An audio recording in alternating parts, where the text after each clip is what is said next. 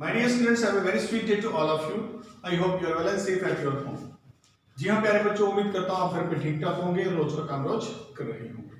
आज हम स्टडी करने वाले हैं चैप्टर फॉरेन एक्सचेंज को। जी हाँ, ये है 12th इकोनॉमिक्स का चैप्टर फॉरेन एक्सचेंज।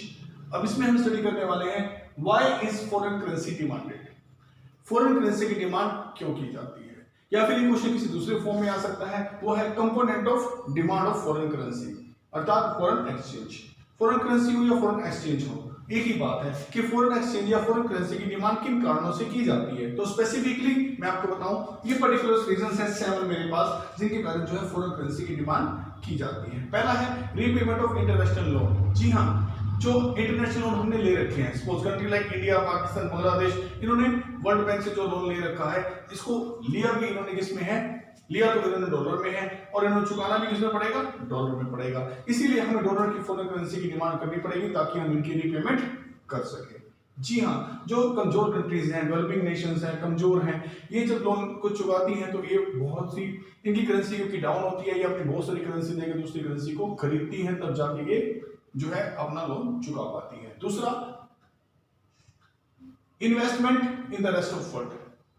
अगर हम दुनिया के किसी देश में इन्वेस्टमेंट करना चाहते हैं, अपना कोई वहाँ जमीन खरीदना चाहते हैं, कोई भूभाग खरीदना चाहते हैं वहां पर, या फिर वहां पर कोई शोरूम लगाना चाहते हैं, वहां पर कुछ इन्वेस्टमेंट करना चाहते हैं, कुछ रॉ मटेरियल, कुछ भी इक्विपमेंट वहां खरीदना चाहते हैं, तो वहां पर इन्वेस्टमेंट के पर्पज से हमें उसी देश की करेंसी चाहिए जहां हम इन्वेस्टमेंट करने जा रहे हैं। जर्मनी में कर रहे हैं तो हमें वहां के हिसाब से हमें वहां की करेंसी की जरूरत पड़ेगी, या वहां यूरो की जरूरत पड़ेगी। और इसी तरह से अलग अलग कंट्रीज हैं, हर कंट्री में स्पेसिफिकली जो है डॉलर ज्यादा महत्व रखता है क्योंकि डॉलर हर जगह इन्वेस्ट किया जा सकता है।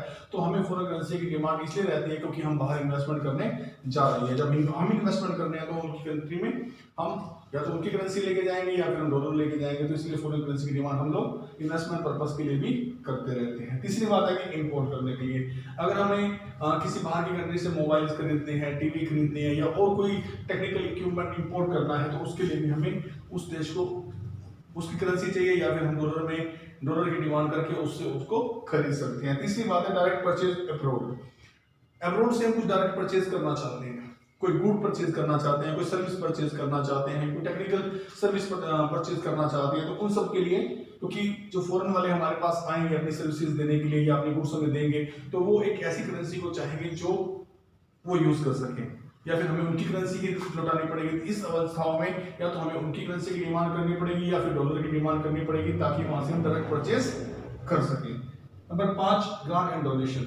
अगर हम किसी देश की मदद करना चाहते हैं और मुसीबत के समय में, अकाल के समय में, बाढ़ आने के समय में, या किसी प्राकृतिक आपदा और के आने के समय में हम किसी कंट्री की मदद करना चाहते हैं, उसको कुछ दान देना चाहते हैं या ग्रांट्स देना चाहते हैं, तो वहां पर ये नहीं कि हम अपनी करेंसी दे दें। हम अपनी करेंसी दे देंगे, हमारी करेंसी वहां ना चलती हो तो क्या होगा, फिर रोटी थोड़ा, मतलब ये थोड़ा कि करेंसी को लोग खाएंगे।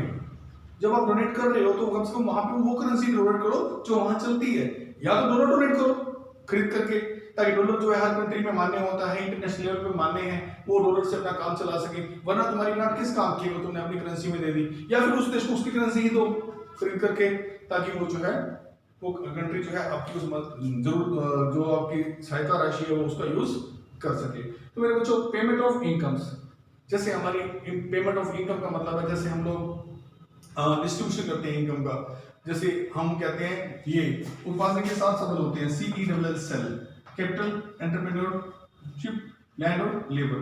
लेबर को हम देते हैं वेजेस, ठीक है, लैंड के बदले में हम देते हैं रेंट, एंटरप्रेन्योर को प्राप्त होता है प्रॉफिट, जो उत्पादन के साधन है इन्हें है इंटरेस्ट। तो ये जो उत्पादन के साधन है, इन सबका इनकम डिस्ट्रीब्यूशन करना है। इनकम डिस्ट्रीब्यूशन जब देश में रहता है तो अपनी करेंसी काम करती है, लेकिन जब ये जो इनकम का डिस्ट्रीब्यूशन बाहर फॉरेन को भेजना होता है, जो भेजना होता है, तो उसके लिए हमें फॉरेन करेंसी की डिमांड करनी पड़ती है ताकि बाहर से आसानी से भेजा जा सके। उसके लिए हम फॉरेन में डॉलर की डिमांड करके उसको पूरा कर सकते हैं। लास्ट है स्पेकुलेटिव ट्रेडिंग। स्पेकुलेटिव क्या होता है, सट्टेबाजी करना।